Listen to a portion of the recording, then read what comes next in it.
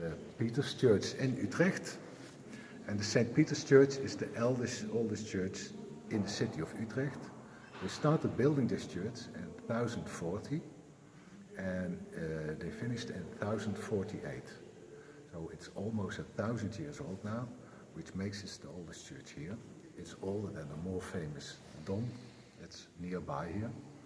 There are a lot of interesting older things left.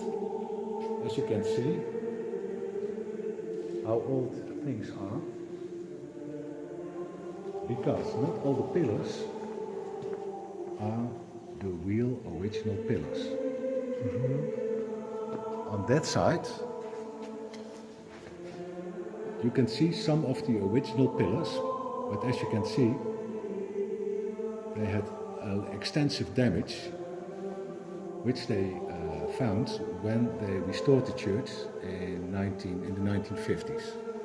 So these pillars had to be removed, because otherwise it wouldn't have been allowed to continue with the reconstruction of the church. So those were removed, and copies were put in their place. And here we have one of those copies.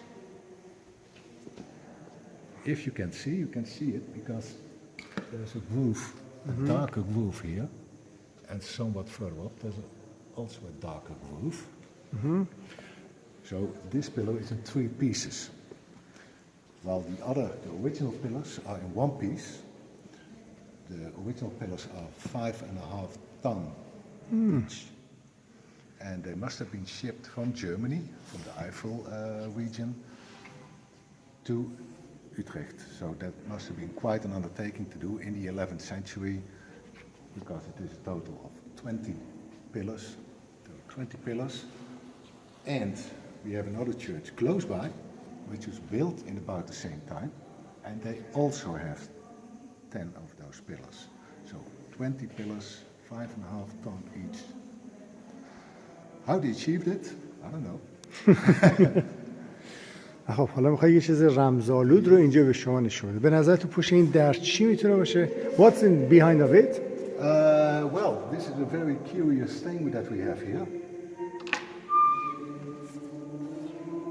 Wow. What we have here is a skull. It was found in one of the graves underneath the church floor. As you know, in the old days, people were buried in church. So they found a skull in a grave. So you say, well, what's so special about that?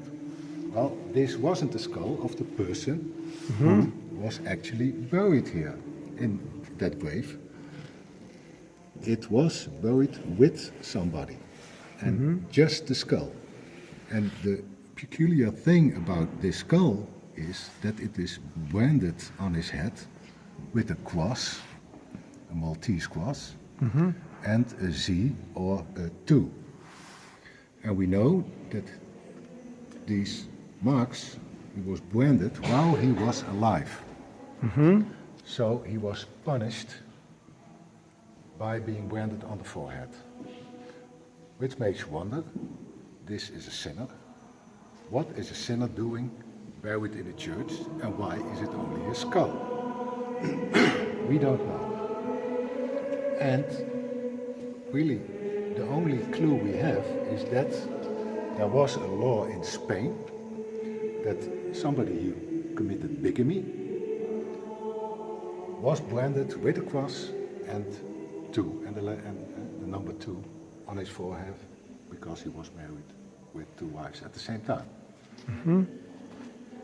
So it should be, probably it's a Spaniard, but begs the question, what is a Spaniard doing in the Dutch church?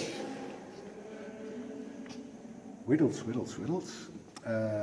Unfortunately, we do not have the means to do a DNA examination, so for the time being, it will be one of the best kept secrets of our church.